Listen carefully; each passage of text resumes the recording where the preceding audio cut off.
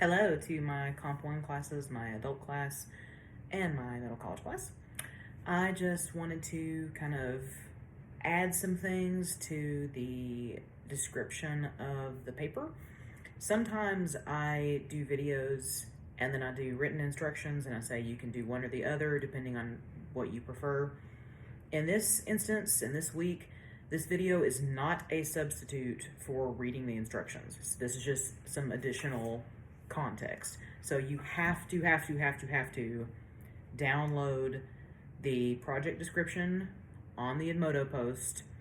It's a PDF, and read that. And in fact, that's the first thing that you need to do. So if you haven't done that yet, just go ahead and pause this video, go back and read that, and then come back.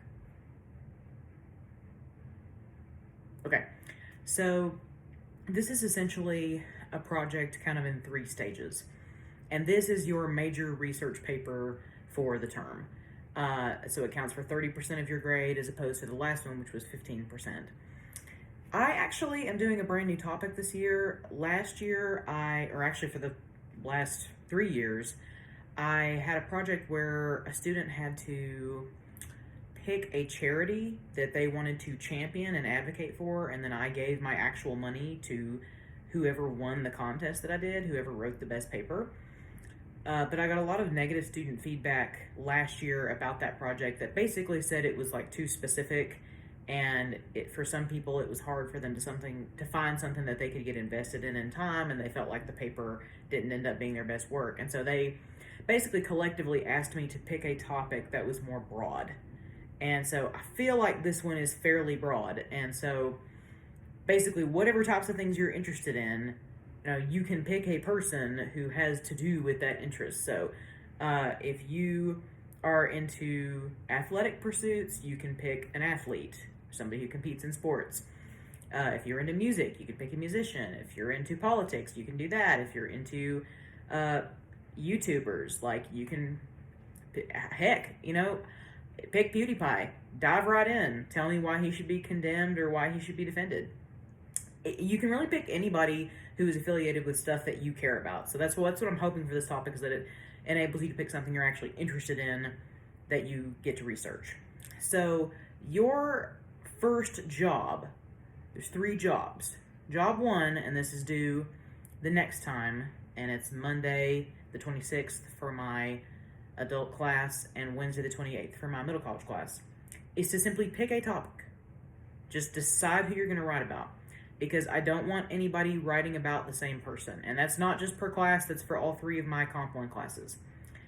The reason for that is it helps me be more fair as a grader, because I'd like to think I wouldn't do this, but like if I get 2 papers about Travis Scott and one paper is written vastly better than the other, then it might subconsciously make me be harder on the other one than I otherwise would have been. And I don't want to put anybody in that position. So that's why it's important that there's no topic repeats. So when you pick your topic, when you know who you're going to write about, and again, you can either say, this is a person who deserves to be defended, I'm going to defend this person, or this is a person who I'm going to cancel, and here's why. And here's why this person is not worthy of any praise and is worthy of condemnation. Once you pick that person and once you decide, you're going to post that name, you're going to post your topic choice in this very Edmodo post where this video is. I may have also posted it on the Discord, but if you're watching it on Discord, go to Edmodo and look at the post. So in the comments underneath this post, not on Discord, just post in the comments, I want to write about blank, whoever it is. And at that point, I will respond and either say, great idea, go for it, or unfortunately, somebody else has already taken that, can you find another one, and so forth. So that's your homework for the paper for this week, is just decide on your topic and post your topic, and that's due 11:59 p.m. as per always, either Monday or Wednesday, depending on which class you're in. The next set of homework, the week after that, your prospectus and annotated bibliography is going to be due. And that's the week that I'm going to post a lot more about MLA citation. And, obviously, we are just at a disadvantage being online. I cannot do as much hands-on practice with you unfortunately, as I would be doing if we were in person. But I can give you all the practice sheets that I normally hand out, do some videos for you, and let you know kind of what's expected and give you just sort of a concise rundown. Excuse me. The prospectus and annotated bibliography is described in the handout, but I also have an even more kind of bullet pointed handout that I will post next week when it's time for you to be getting ready for that. That is basically like your pitch. You know, it's a paragraph, no more than a paragraph. Sometimes people go way too ham. People do like a page and a half prospectus.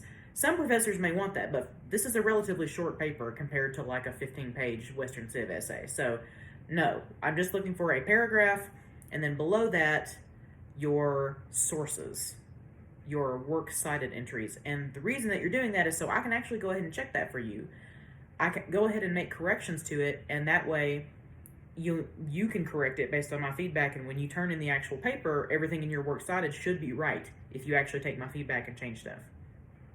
So that's part 2. And then part 3 is turning in the actual paper. And so your deadlines are on the handout, again, depending on the class that you're in. And you will, just like the first one, you will get a chance to revise this essay. And the revisions of both the first thick description essay and this argumentative essay are due on the last day of class.